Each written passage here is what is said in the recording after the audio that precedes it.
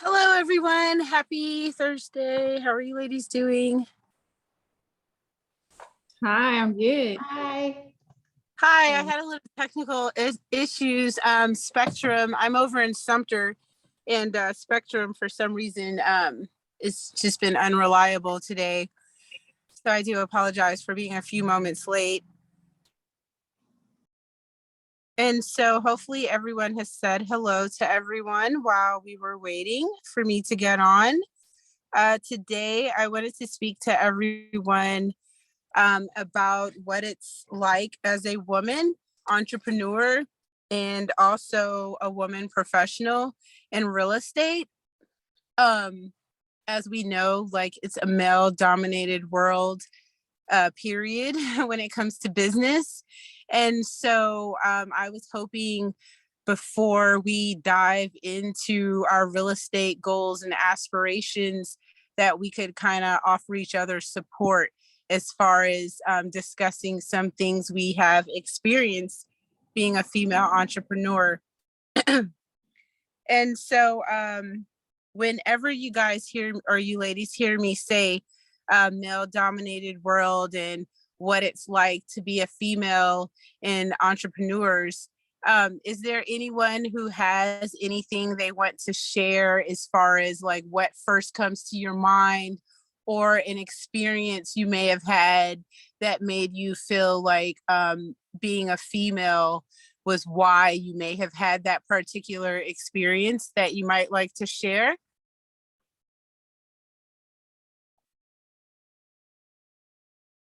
Don't be shy. If you have something you'd like to share, please do. If not, that's fine. Me, myself, with real estate, when I first think of what is it like in a male dominated world, there's been times where I've purchased like renovation properties, and I'd have people say things like, oh, that's a lot of work for a little lady, or that's a lot of work for a female crew. This was a house that me and another female partnered together on. And so I just wondered if there were like other instances where other women may have had similar things going on, and just wanted to offer some advice on how you could handle a situation like that.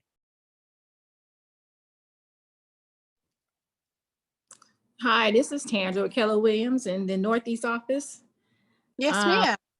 I have not personally experienced as a real estate agent because I was female. I've experienced for other reasons, but if someone chose not to work with me, it would be unknown to me because a lot of when I got started was cold calling. But now I have a client base and a lot of it's referral business. About 90% of my business is referrals and repeat clients. So I personally have not experienced because I'm a woman. Not that I remember anyway, but there have been other reasons when I first got started. Okay, so I'm assuming your other reasons, women, we are all a part of minority class of, citizens. So are you referring to like other minority related issues? Yes. Okay, got it. Has anyone else had any experiences like that, or? Hello, this is Shalonda Hook. I'm over here in the United Real Estate Office of Northeast. And like Tandra, I really haven't experienced any like sexist type in issues. I pretty much kind of experienced just kind of like the competitive female competition thing within the industry, but outside of that, no male issues.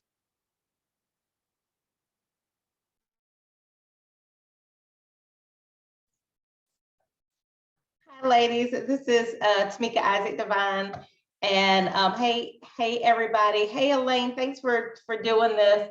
I will say for me, and I've been in business 21 years now as a real estate attorney. I would just say legal I think I get the sexist, you know, the ageism, the racism, all of that kind of thing. Now that I've been doing the work over 20 years, I don't find that I get as much in the real estate attorney work, as much sexism as I used to get. But I will say, so I also am an investor, and so I've got some properties. When I first started with properties, and we don't flip, we manage. When I first started investing, what I did find was, you know, initially when I would go to lenders, you know, my husband, he would come, and I was at the time making more money than he was, but most of the time I would get lenders kind of ask, well, was my husband going to be on the loan as well? So I think I found a little bit of sexism in the financing arena of it. I don't see it as much now, but I know that that part of the business, he handles more of it from me. So I just think I'm not actually in that place to see whether or not it really is still happening. Wow, that's awesome. That definitely sounds like many experiences that I've had. Ms. Divine, thank you for sharing. What would be your advice to ladies who, you know, maybe, you know, sometimes in life you hear of something and it may not have anything to do with you today, but then later you find yourself in that situation, and then you may remember a conversation where someone else had experienced it. So is there any advice you would offer these ladies who may not have, but may in the future find themselves in a similar situation? Well, I actually think that's why this circle is important. And I know several of the ladies who are on here, I sent them the invitation to join the circle because they came to a gathering I had for particularly Black women in real estate, because I feel like having a network that you can share is very important. I will say, and it's interesting, my husband and I were driving around this morning looking at properties and stuff, and he and I made the comment to him, and I just thought about this when you said it. I made the comment to him that people will send him things and I don't get as much, and I think it's the network. We do know that, especially in South Carolina, there's still kind of the good old boy network, and so I do think that, I don't know if we experience sexism as much as if you're not in the rooms where certain deals are being made, referrals are being made, you lose out on that. So I do think having a network is really important to share experiences, but as well as to share opportunities, because as we're building a network of folks who know when deals are happening, what's the hot areas, when new developments might be happening, I think that will help grow all of our opportunities.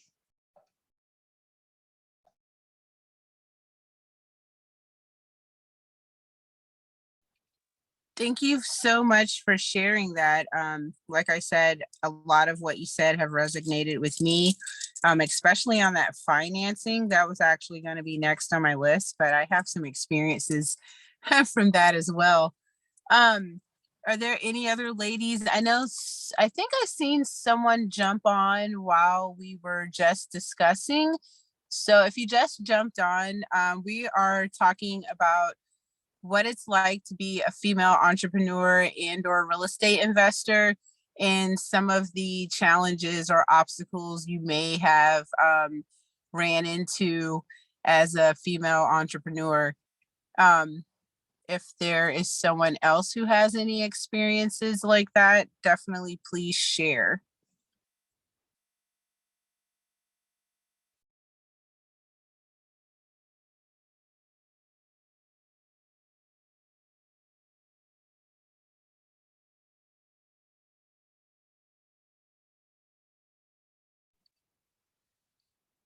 So I will go over another circumstance that I started to notice this. I think when I was strictly doing like residential investing, it seems like most of the challenges came maybe when going to Lowe's or like, you know, doing like stuff that most people assume a guy would normally do. Like I'm one of those chicks who like to do it yourself. And sometimes, you know, I have guys say, "Are you sure you can do that?" But mainly when I started investing in commercial real estate, that's when I started noticing a lot of pushback. And then that's when I started noticing like finance, the good old boy system. I have several properties in Sumter, commercial. Some are in the historic district, and some are like just commercial close to the historic district. And so I noticed there was like a lot of pushback. At first, I thought it was my age because I am, you know, basically the youngest person on my downtown district who's into real estate as far as ownership. And we do have a lot of millennial and a millennial real estate agents, but not really any millennial investors or building owners in our downtown district. Um, and so basically, like, there were times where I would want to buy a building. And so there was this one time I recall a real estate agent asking to see my business plan. And so I thought that was awkward because I'm like, why would I share my business plan with a real estate agent? You know, you would think a business plan is something for someone in financing, maybe if you wanted to finance a property. So I thought that was a little strange. Um, so that's just something that sticks out in my head. So I don't want to spend too much time on negativity as far as, you know, problems we may face if you all haven't faced many. I think that's awesome that not too many people are saying much. That does make me feel happy to know that you ladies haven't had those experiences. And again, I just thought it was important because, like I said, when I started out in residential, I didn't see it much. But as you kind of level up and you get further into investing, you know, there's new devils on new levels. So this was one that I just thought may be of interest. Is there anything in particular that you ladies like have in mind? I know I think I gave you all a homework assignment last week. I asked you to find a property that you may be interested in. Did anyone do that?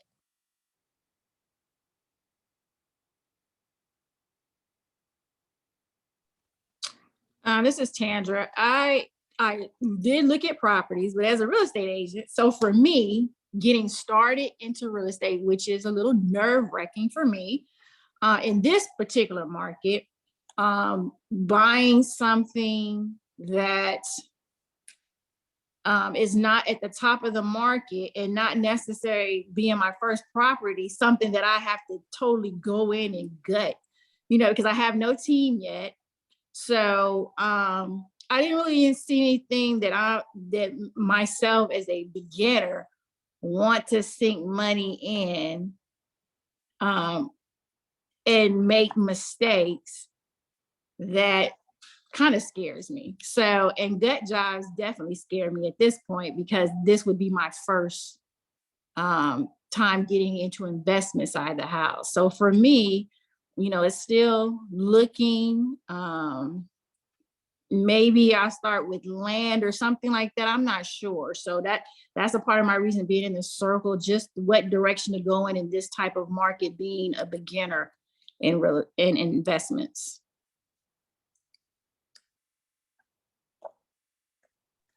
So I think that's a great point. Knowing like where to start. Real estate is so exciting to me because honestly, there's like so many different avenues that you actually can take to start. Like I hear you saying land. Now, me personally, I own a few lots of land. I've never done anything with them, and they are still a lot of land that I own. So I don't have much experience with new developments. I do know that the land that I did purchase, I can tell you what not to do. I blindsidedly purchased land in the historic district, And this is when I was a newbie investor, and I didn't realize that the sizes of a lot, like back in the day when they divvied it up, is different today. And so land that I thought I was gonna build something on, I actually find out that it's not buildable. And so yeah, that was a learning experience with me. So I think if you were considering starting with land, that would definitely be something that I would look into before purchasing the land, like kind of find out how is it zoned, what is the city and the county hoping to do like in that area, and then most importantly, just finding out like, is that land even usable? Because like I said, I have some properties that I'm just sitting on, and now I'm trying to figure out what to do. I know one of them I was thinking do a community green space or a garden. Now that wouldn't be something that's profitable. You know, I purchased it as an investment, and now I'm just at the place of, like I said, trying to figure out what would I do with it. Thank you. That was good. So that's part of my goal this year. The houses that I have I've had them all for many years. And so I've just been busy. And so this year, one of my goals is to start back and buying. I'm just kind of wondering, since I haven't started looking yet. I know right now real estate is hot and it's a seller's market. So as an investor, are you finding properties at good value, or are the asking prices kind of exorbitant? And that's kind of been my hesitancy of jumping back in right now, because I know there's a lot of sellers are asking a lot of money. Yeah, I agree. It's definitely a seller's market right now. I think that's statewide because of the pandemic, actually. I read Forbes magazines a lot, and Success, and I looked at the Movers Guide. They actually do the Movers Guide annual forecast yearly, but this year, since the pandemic, they said about 500,000 people came to South Carolina. And so, you know, obviously, if a lot of people come here at once, that's going to affect the market. So I think before the pandemic even started, we were already sort of, well, in Sumter at least, we were in like a sort of housing crisis. We had a shortage of smaller family units, like there was no 1 and 2 bedrooms. And so now we have 500,000 people come to South Carolina. That makes the supply go up in price. So I definitely agree that think it's a seller's market, but me myself, I'm always looking for a deal. So I think if the price point is good, it still can be profitable, but you definitely need to consider that it's a seller's market right now.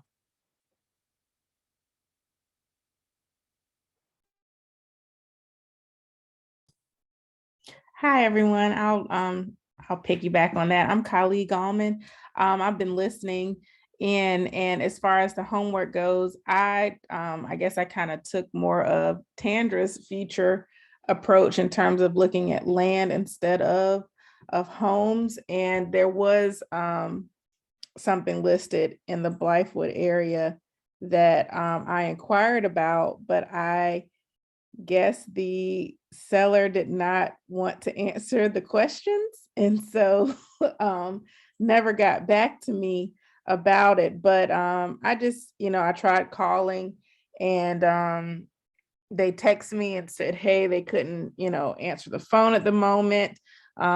Is there anything that I could, text them to any questions that I could text? And I responded and said, yeah, from the listing notes, the TMS says that Richland County, but the school district says Fairfield County, is the property in both or just one or the other? Is the land divided by a road or one large parcel?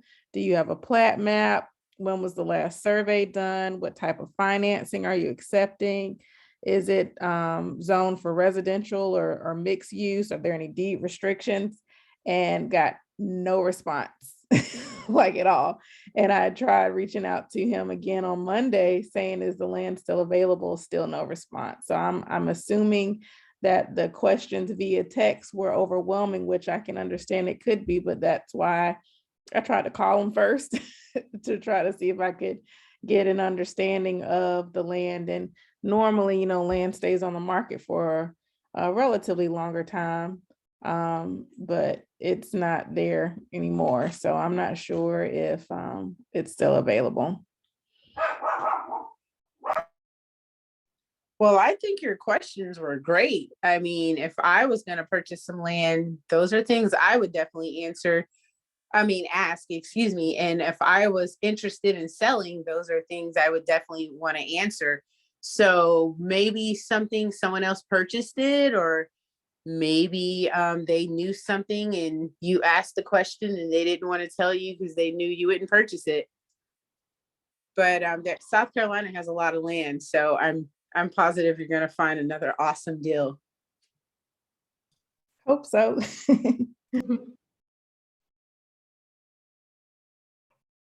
And I just add, you know, everything happens for a reason. So even if something doesn't work out with this one property, something else will come up where, you know, they will answer the questions if the timing will work out, and it will be the right piece of land for you. So don't be discouraged if that particular one doesn't pan out, because there's always going to be something else. So, and hey, Colleen, it's good to hear from you. Hi, Lauren, and hi, Tamika. Hey, everybody. Sorry I was late. Hi, Ms. Green. Glad that you can join us today from the bank. Someone had mentioned earlier, I believe it was Miss Devine, about financing, noticing like, you know, being a female in financing, trying to get financing, you know, having challenges. I myself also have experienced issues like that. Do you have any advice from a finance world on how women entrepreneurs and or real estate investors should tackle any issues? Are there any issues in particular that came up? Like, was it in regards to getting approved or appraisal, title, or just the overall process? Well, Lauren, what I was talking about, so like when I first got started, and I bought my first investment property in like 2003. But when I first got started, of course, I have a LLC. I had to buy it in my personal name. Well, I bought my first one cash, but then when I wanted to get others to get a loan, I had to buy it in my personal name. And we were actually talking about sexism. So that's been 20 years. So, I mean, basically, I first ran into some sexism. People were asking like, you know, is my husband going to be on the loan, that kind of thing. But really right now, I guess what I'm thinking about, and just so for Tandra and others that might be getting started. So I bought my first couple, it was in my personal name. Then once I had them for a while, I was able to actually refinance them in the name of the LLC. I had to shop around and find a bank. Not every bank was willing to do that. I think it's more common now because I see it in the real estate practice and in the law firm. I see more and more of my clients who actually are getting loans in the name of their LLC instead of having to put in their personal name. But I was just kind of wondering what is happening now for folks who are trying to get into investing and actually get financing. Right now, ours is a commercial loan, so it rolls over like every 5 years. But it's just for an investor who doesn't have the ready cash. Sometimes it seems like it's difficult. And so I have a lot of clients right now who are going to hard money lenders in order to get into investing.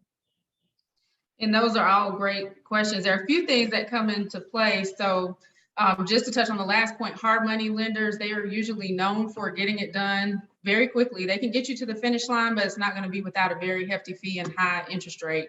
So most of the time that'll get you in the door. The loan will be collateralized by that property you're purchasing, but then you'll definitely want to look at some longer term financing options elsewhere. Because usually by the time, you know, they may offer a favorable get in the door rate for the first 6 months or 12 months, but then it may go up after that. So usually most hard money lender products, they end up having to refinance after a year or so. When it comes to bank products, sometimes getting started, you may have to get creative, and maybe because there are a couple things that come into play. If you're initially looking to create an LLC and immediately purchase land in the name of that LLC, just by the nature of that being a new business, that's by nature just harder to get qualified for, because typically the bank is going to look for that 2-year rolling history. That's not to say it's not possible, but typically if it's a newer business, it's all going to be based on the strength of your personal finances. So even though it's in the name of your business, because you may not have a business credit score yet, they're also going to pull your personal credit score. So if your personal credit score is able to pass, maybe you have some liquid assets in place that give you additional financial strength, then that may be an option. But if it's not for any reason, it just comes down to getting creative with what you do have. So for example, if you own a home, if you're able to pull equity out of your home, maybe you have to get a home equity line to help make that first property purchase, whether it's land or a house. Just say, for example, if you qualify for an unsecured loan, that might be a way to help you with a down payment. If you have an investment account that's not qualified, non-retirement, technically you can get a what's called an asset-based or securities-based line of credit against that investment account. Similar to a home equity line, it's revolving. You can access it anytime, but instead of pledging your property, you're pledging your investments. Sometimes that's a creative way to get into it. At the end of the day, for any investment property, the bank's usually going to be looking for some sort of down payment.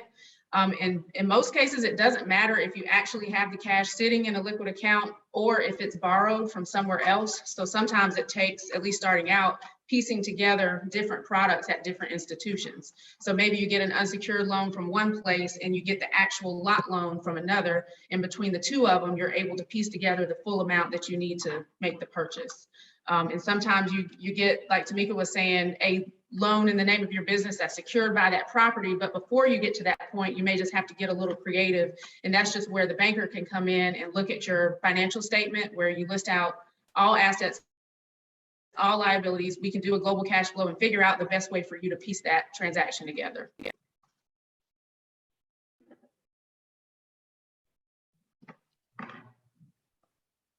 Thank you so much, Ms. Green. That was definitely useful information.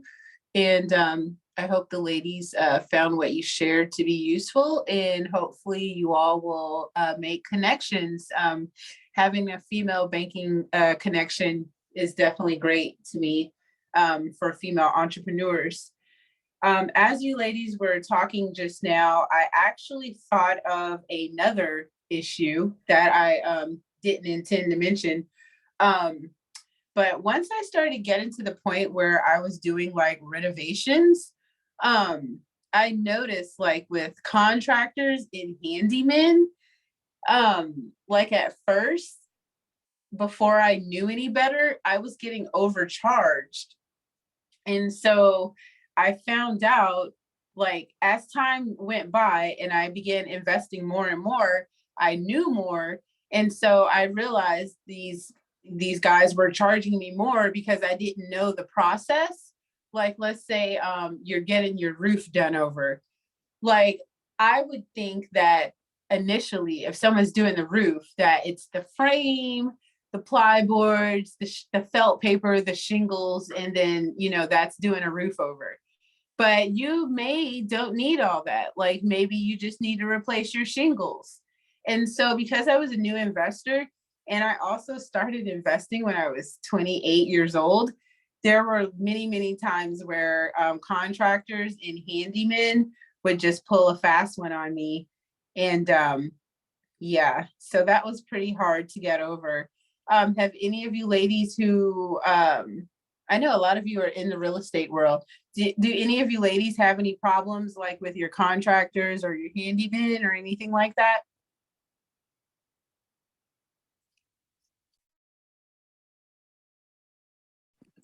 I was the only issue, and it hasn't happened a lot, them disappearing.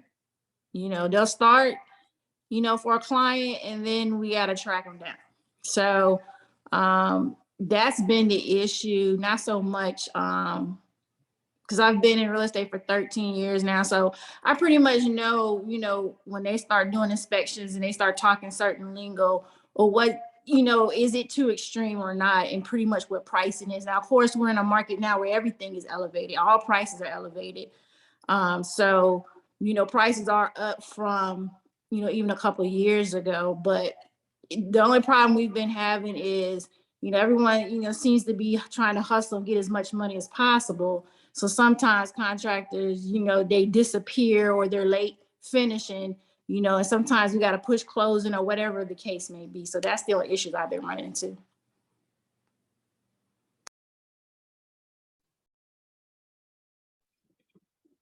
And I would This is add, Martha. oh, go ahead. The only issue that I've found is just finding someone to be reliable. A lot of times when I try to reach out to some of the contractors, either they don't show or they're very late or, you know, just having some issues with, you know, I guess accountability and them showing up. I think that's the only issue that I've experienced. But other than that, nothing else so far. Like the prices have been, you know, I guess pretty reasonable for, you know, those contractors that I have been able to work with. That's it. And I would just add, sometimes it comes down to how the construction and renovation process is monitored, because sometimes if you're doing a smaller scale renovation, just say 50,000 or less, usually that's managed by a separate loan, and the individual or the homeowner is managing that process. They're checking the work being done, they're paying the contractor. But when it's a larger scale renovation and you may take out a construction perm loan or a renovation perm loan where the bank is monitoring the process, I've noticed the contractors are on their P's and Q's when the bank is involved, because they know they are not getting paid unless that work is 100% done, it's 100% installed on that property. So just trickling that down to, you know, if you decide to manage your own project yourself, hold out any payments until you've nailed down what you're actually paying for, and do not pay them for anything that's just like they order you cabinets and they're sitting on your property, but they're not installed. Do not pay them until they're installed. Now they may ask for 50% down payment just to order them and the other 50 when it's installed, but just sort of making sure that you're holding out those payments until those items are 100% complete usually helps with the delivery or turnaround process. Now we have heard of some, similar to what you all are just saying, the contractors are walking off or they're not responsive, and that's just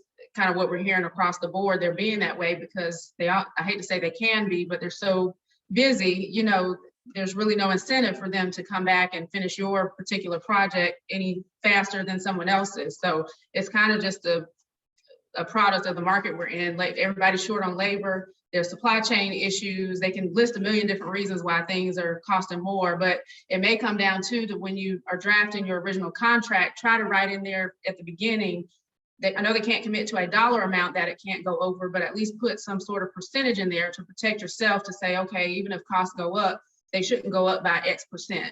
So maybe they're more amenable to agreeing to that versus a dollar amount. So that way you're not out XYZ amount of dollars. And definitely just because prices keep going up, you're going to be capped at some point. But you just have to negotiate that on the front end, because once the project started, they can pretty much charge whatever they want.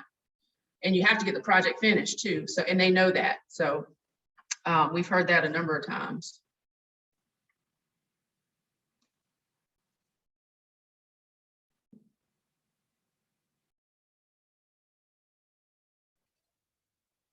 Okay, so thank you so much, ladies, for sharing your experience. And thank you, Ms. Green from First Citizens.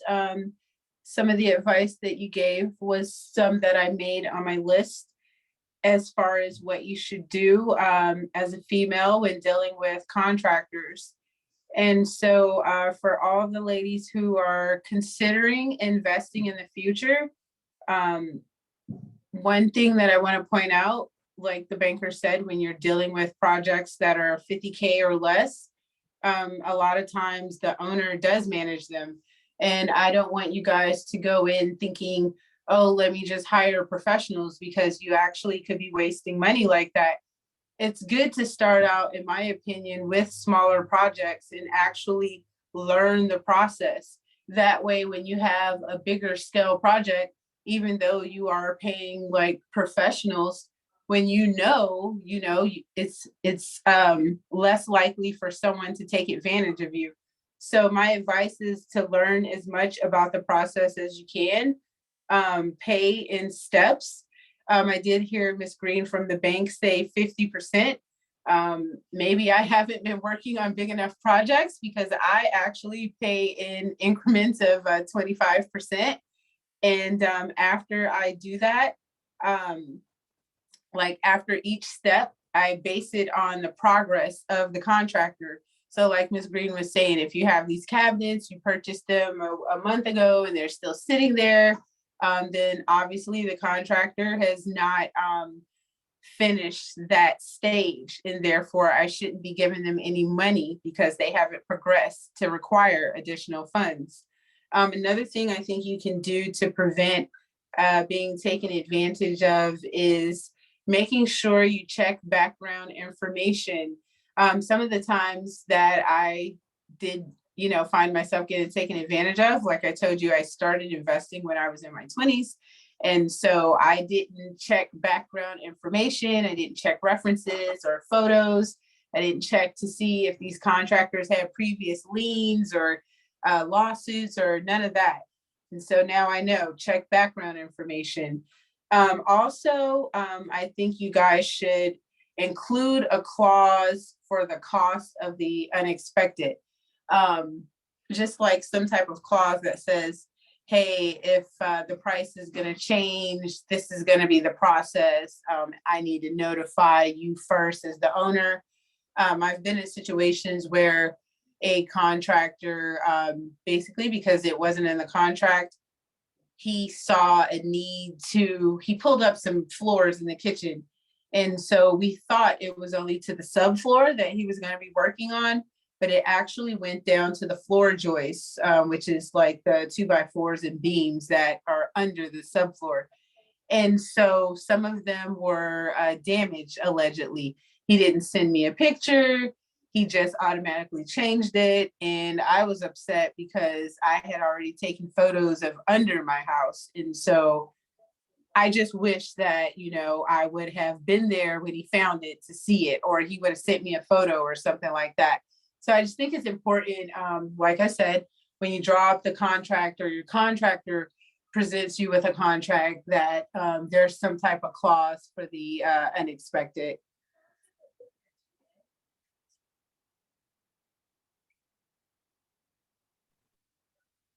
And I'm happy to send we have a builder questionnaire that the bank completes on every builder that we work with. I'm happy to send that to the group because that may have a baseline of questions you all may want to ask before you engage them. Because like you were saying, it's so important to interview them and get their background, get some references. That's the most important thing. Because that's something we actually require. We have to call not all their references, maybe like their top 3 to 5 references to be sure that they actually completed the jobs, that they didn't walk off, that the subcontractors did not show up. So, some of those questions that you may ask the contractor directly, you just want to see if those answers are any different with the references that you contact.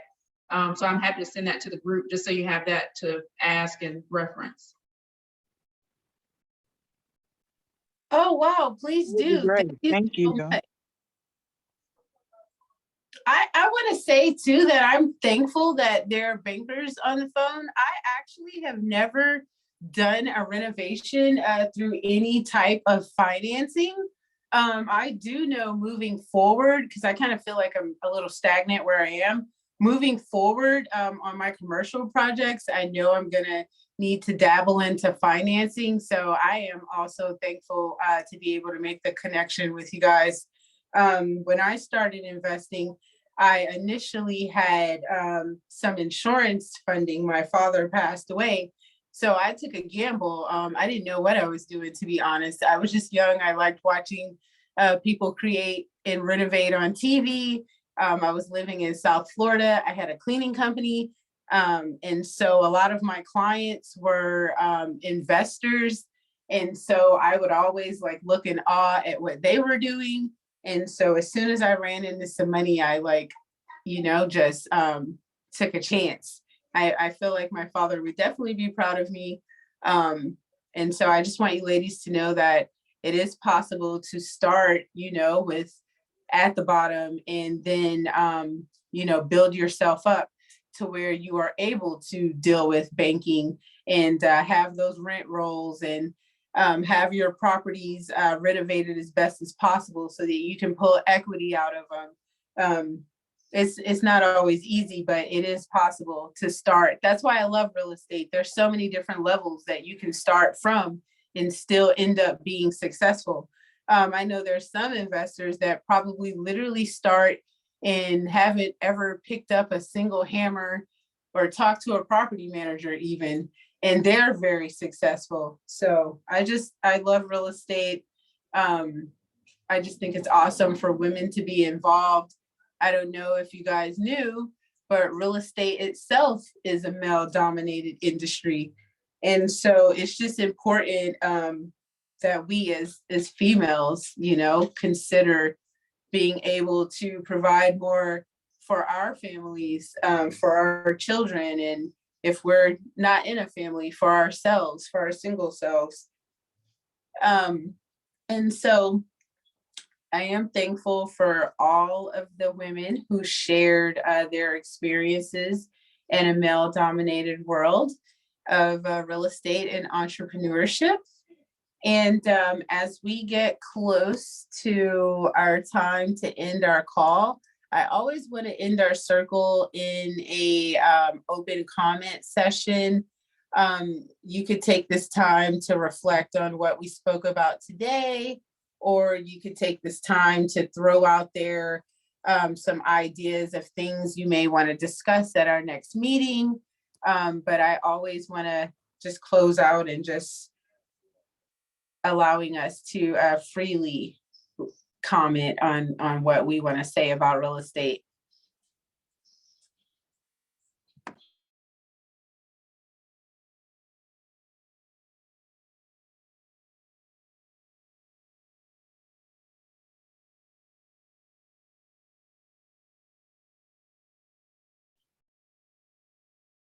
I'll add really quickly on the commercial real estate side, there is a networking group called CREW, Commercial Real Estate Women, and it's a national organization. We have a chapter here, it's CREW Midlands SC.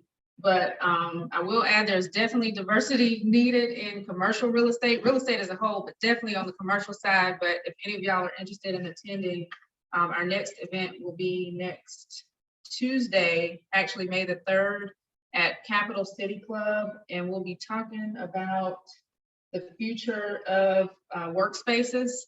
But usually every month there's a luncheon and then a smaller networking event. So if you just want to hear about different commercial real estate related topics or network with other people in that space, please feel free to check it out. The website's crewmidlands.org. So I'll put that in the chat as well. Wow, thank you. I'm going to try to make sure I can attend. Let's see. You said crewmidlands.org. Yes, that's right. And I'm putting it in the chat also. Okay, and then what time were you meeting on May 3rd?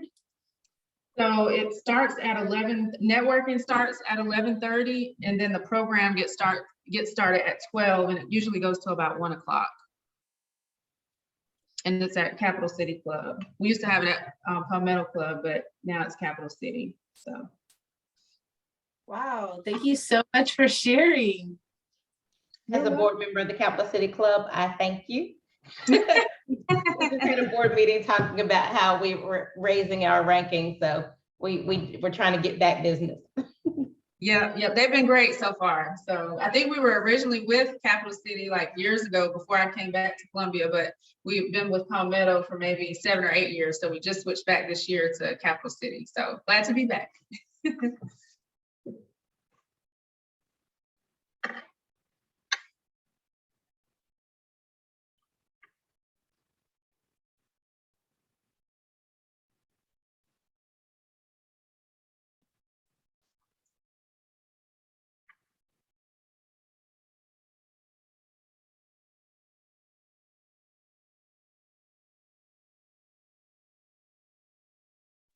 So is there anyone in the circle today who's never had any type of real estate transaction?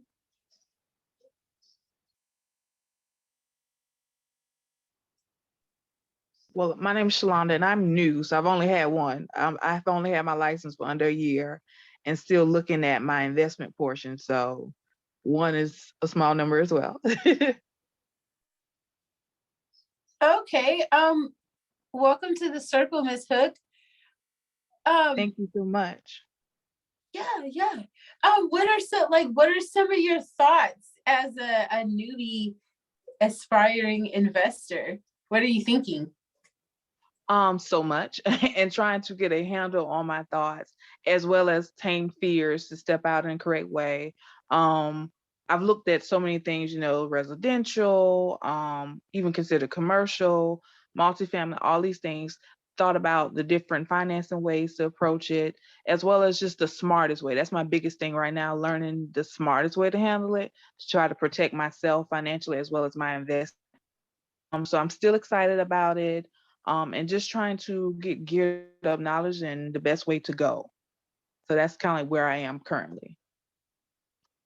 Well, let me tell you my advice on if I could have started over, what would I do differently? Wonderful. I heard Miss Devine speak about LLCs versus personal ownership of real estate. And that's actually one of my regrets. I know you shouldn't have regrets, but if I could change it, I would. When I first got my insurance money and I bought property, I purchased it all in my name. If I could do it over, I would have started with an LLC, just for the simple fact that there is this financing called first-time homeowners. Because I had all this property in my name, I was not ever allowed to get an FHA loan. And they just sound so cool. Like if I could have started with like a quad or a triplex and I live in one of them and then I have tenants on two of them, like, I don't know, that just sounds really exciting to me. But I Right. ruined that because I put all these things in my name. So I would just throw that out there. It's so interesting you say that because I feel like I'm still facing that. Like I did set up the LLC, and kind of like what Ms. Green was talking about, how being a newbie, they're looking for their 2 years of income. I don't have that yet, so still face that, and still even looked at the possibility of putting it in my name to circumvent the larger down payment. So it's still a flexibility trying to figure out, should I do the LLC route or personal name?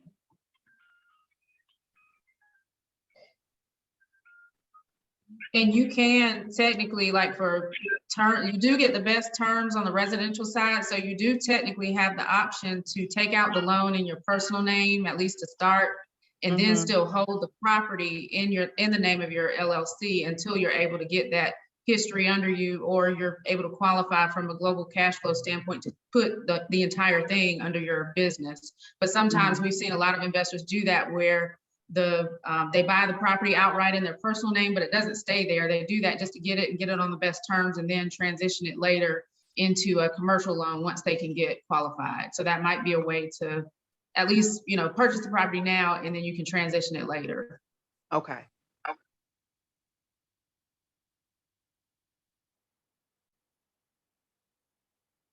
This has been a great call. This is my first call, and this has been a great call for me. Just, reassurance and understanding some of the things that I'm facing are not just a me lack of knowledge. It's just the leg of the lay and just learning the best way to move.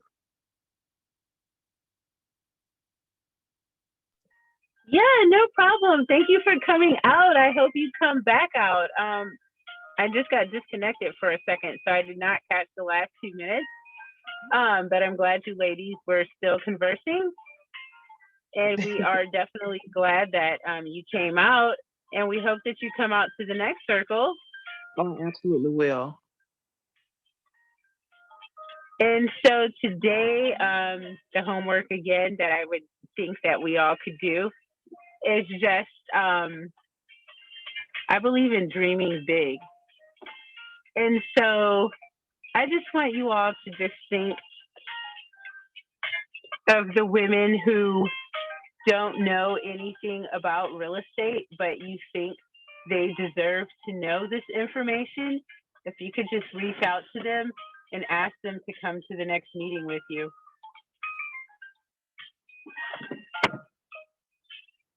And again, I do thank everyone for coming out today. And we have 2 minutes left, so I don't want to take over your comment section, but if you have anything else cool to share, please do. If not, I will see you all next month. Thank you, guys. Good to see you. Thank Thank you. Bye.